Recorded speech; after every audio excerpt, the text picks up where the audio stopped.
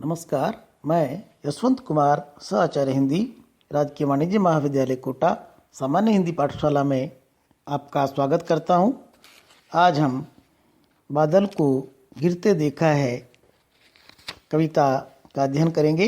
इस कविता की रचना हिंदी के प्रसिद्ध कवि नागार्जुन ने की है। हम पूर्व के वीडियो में रचनाकार के विषय में जानकारी प्राप्त कर चुके हैं और बादल को गिरते देखा है कि विषय वस्तु के संबंध में भी जान चुके हैं। इस कविता में नागार्जुन ने हिमालय और उसके प्राकृतिक परिवेश तथा वहाँ के जनजीवन का, साथ ही अतीत के साहित्य में वर्णित हिमालय से संबंधित वर्णन का मनोहारी चित्रण किया है। इस कविता को हम 3 खंडों में विभाजित कर अध्ययन करेंगे। तो मैं प्रारंभ कर रहा हूँ। अमल धवल गिरि के शिखरों पर बादल को गिरते देखा है, छोटे छोटे मोती जैसे उसके शीतल तुहिन कणों को मान सरोवर के उन स्वर्णिम कमलों पर गिरते देखा है, बादल को गिरते देखा है। इन पंक्तियों में रचनाकार हिमालय स्थित कैलाश पर्वत और उसके सामने स्थित मानसरोवर झील का मनोहारी वर्णन कर रहा है। कवि कह रहा है, अमल धवल गिरि के शिखरों पर बादल को गिरते देखा है। निर्मल और श्वेत बर्फ से ढके हुए हिमालय पर्वत के शिखरों पर मैंने बादल को गिरते देखा, अर्थात बादलों को उमड़ते घुमड़ते देखा है। यह दृश्य बड़ा ही मनोहारी हुआ करता है। छोटे छोटे मोती जैसे उसके शीतल तुहिन कणों को मानसरोवर के उन स्वर्णिम कमलों पर गिरते देखा है, बादल को गिरते देखा है। कैलाश पर्वत पर उमड़ते घुमड़ते बादल देखे और उन बादलों से छोटे छोटे मोतियों जैसे कोहरे के ओस के तुहिन अर्थात कोहरा या ओस के कणों को, ठंडे कणों को मानसरोवर में खिले हुए सोने के रंग वाले कमलों पर कवि उनको गिरते देखता है। तुंग हिमालय के कंधों पर छोटी बड़ी कई झीलें हैं, उनके श्यामल नील सलिल में समतल देशों से आकर पावस की उमस से आकुल तिक्त मधुर विस्तंतु खोजते हंसों को तिरते देखा है, बादल को घिरते देखा है। बादल गिरते और उसके छोटे छोटे मोती जैसे तुहिन कण, उसके कण, बर्फ के कण मानसरोवर झील में खिले हुए स्वर्णिम कमलों पर, स्वर्णिम आभा वाले, स्वर्णिम रंग वाले कमलों पर गिरते हैं। वो दृश्य बड़ा ही मनोहारी हुआ करता है। उस मनोहारी दृश्य को कवि ने यहाँ पर शब्दबद्ध किया है।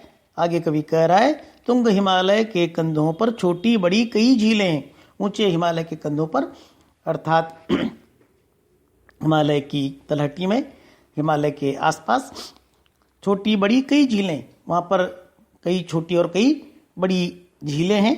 उनके श्यामल नील सलिल में समतल देशों से आकर, उनका जो सांवला नीला जल है, उस नीले जल में समतल देशों से, जो देश समतल हैं जहाँ पर पर्वत नहीं है, वहाँ से आकर पावस की उमस से आकुल तिक्त मधुर विस्तंतु खोजते, पावस की वर्षा ऋतु की उमस से आकुल होकर तिक्त कड़वे मीठे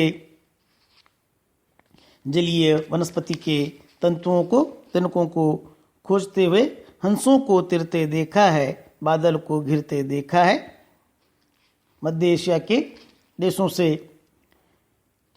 अनेक प्रवासी पक्षी हिमालय पर स्थित झीलों तक आते हैं और पावस की उमस से आकुल होकर वे उन झीलों में मधुर और तिक्त, कड़वे और मीठे जलीय वनस्पतियों के तंतुओं को खोजते हैं, खाते हैं और बड़ा ही मनोहारी जल विहार वे उन झीलों में करते हैं।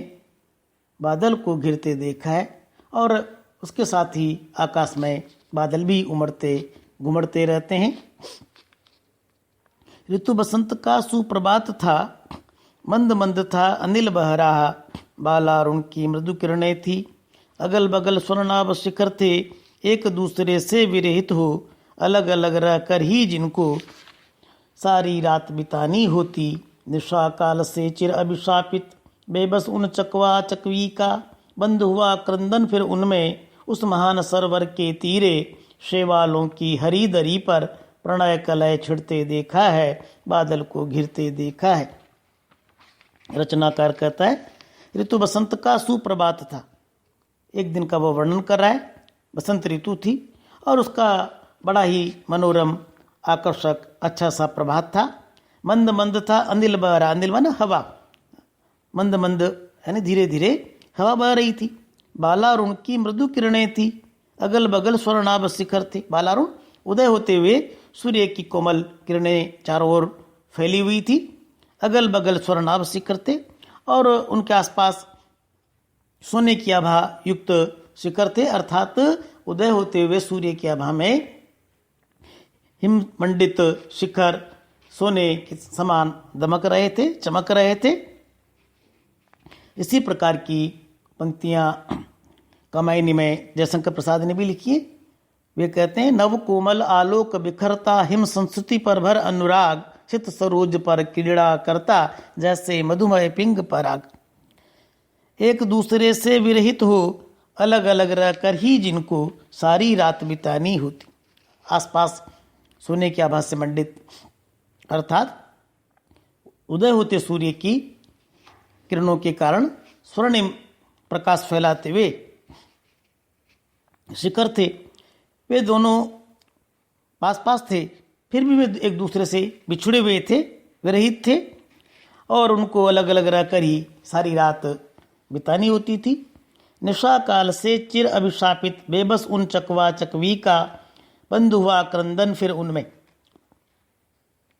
जैसे ये शिखर एक दूसरे से अलग रहते हैं, उसी प्रकार से कवि एक प्राचीन काव्य रूढ़ी का स्मरण करता है। निशा काल से चिर अभिशापित, अतीत से ही ऐसा माना गया है कि चकवा और चकवी की जोड़ी को यह अभिशाप प्राप्त हुआ है कि वे दिन भर साथ रहेंगे और रात को बिछड़ जाएंगे। बंद हुआ क्रंदन फिर उनमें, ऐसा लगता है कि उनका जो क्रंदन था, बिछुड़ने का जो दर्द था, वही इन स्वर्णिम आभायुक्त आसपास स्थित शिखरों में बंद हो गया है। उस महान सरोवर के तीरे शेवालों की हरी दरी पर प्रणय कलय छिड़ते देखा है।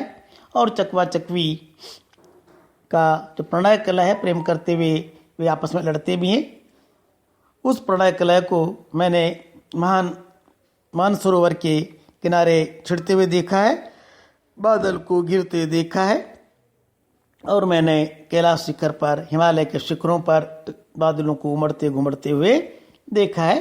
कवि यहाँ पर मनोरम प्रकृति का मनोहारी चित्रण कर रहा है। और अब हम इस वीडियो को यहीं पर विराम देते हैं। धन्यवाद।